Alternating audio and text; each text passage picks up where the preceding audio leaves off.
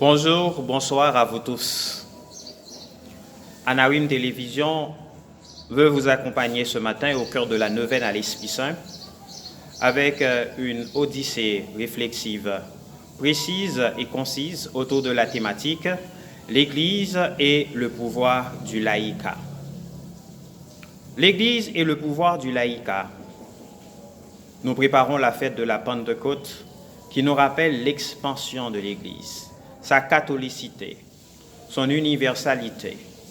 Du Caral jusqu'à l'Église circulaire que nous connaissons aujourd'hui, où chaque membre a son rôle à jouer, comme disait déjà le saint Jean-Paul II, la mission et le témoignage de l'Église atteint sa beauté, atteint sa splendeur lorsque nous prenons conscience de notre sacerdoce baptismal et les responsabilités qui vont avec. L'Église est le pouvoir du laïcat, car le laïcat, comme nous le dit le droit canon, témoigne de tout ce qu'est l'Église dans son ipséité, de tout ce qu'est l'Église dans sa quintessence. Oui, la force du laïcat. Chrétiens, nous sommes l'Église, et l'Église, c'est nous. Et nous sommes rassemblés dans la solidarité par l'Eucharistie, pain rompu sur la table des baptisés. L'Église est le pouvoir du laïcat pour nous rappeler que nous n'avons pas une Église avec un gourou qui rassemble ses ouailles en les convertissant en esclaves. Comme disait déjà le pape Paul VI dans son document Evangelii Nuntiandi, le monde d'aujourd'hui croit davantage aux témoins qu'aux chefs, qu'aux maîtres. Et s'il les considère comme des chefs ou comme des maîtres, c'est parce qu'au préalable, on les a identifiés comme des serviteurs. Le pouvoir du laïcat, nous dit le canon 204 à 207, qui nous rappelle que dans l'Église, nous sommes tous des fidèles. Il y a les fidèles clercs, il y a les fidèles laïcs. Les fidèles laïcs, le Saint Jean-Paul II disait déjà que la famille, c'est l'Église domestique, puisque l'Église est alimentée, tout comme la société d'ailleurs, par les familles. Le pape, les cardinaux, les évêques proviennent d'avant tout d'une famille. Et de nos jours, sans le laïcat, l'Église dépérit.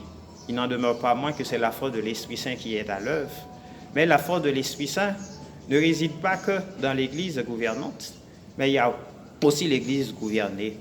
Voilà pourquoi aujourd'hui, nous pouvons lancer un vibrant appel à la suite du pape Benoît XVI, qui disait déjà dans une de ses allocutions, « Le continent numérique, c'est un nouveau monde à évangéliser ». N'hésitez pas à être des youtubeurs chrétiens, à créer des sites, des jeux, à faire des games en lien avec la vie des saints, en lien avec la vie du Christ. N'ayez pas honte du Christ, même à l'heure du numérique. L'Église est la force du laïcat, puisque l'Église dirigeante a besoin de vous, car sans les laïcs, l'Église ne pourra pas accomplir sa mission dans toute son envergure. La notion de co-responsabilité nous rappelle qu'il ne suffit pas d'être ministre ordonné pour pouvoir témoigner de la mission de l'Évangile. Chacun à sa manière peut témoigner. Être commerçant chrétien, être un politicien chrétien, être un artisan chrétien, être un maniaque des nouvelles technologies de l'information et de la communication en ayant à l'esprit aussi sa dignité de chrétien.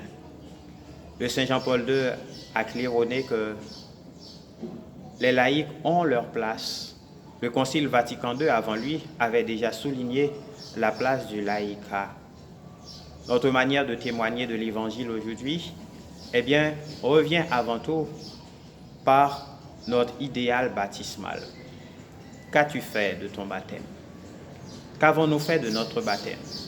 L'Esprit Saint est à l'œuvre en nous.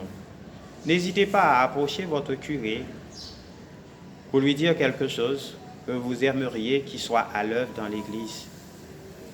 Désormais, l'Église, c'est ouverture, c'est le dialogue. On ne vient pas pour vous diriger, mais on dirige ensemble.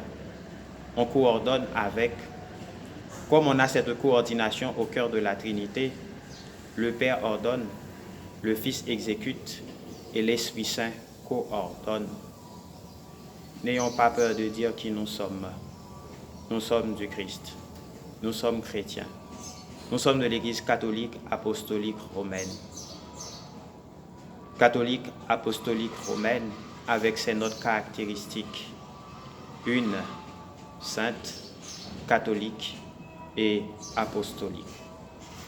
La force du laïcat, parce que sans les familles, que serait l'Église? La force de l'Esprit Saint n'est pas l'apanage de l'Église dirigeante.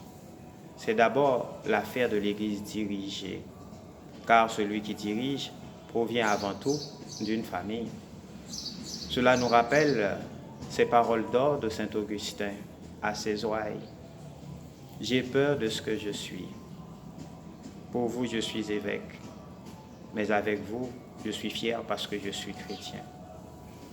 Pour faire partie de l'Église dirigeante, en ayant cette dignité de bien mener à bon port la mission que le Christ nous a confiée, il faut avoir été au préalable un bon laïc, un bon chrétien, ou tout simplement, il faut être bien pétri humainement. La force de l'Église, c'est vous.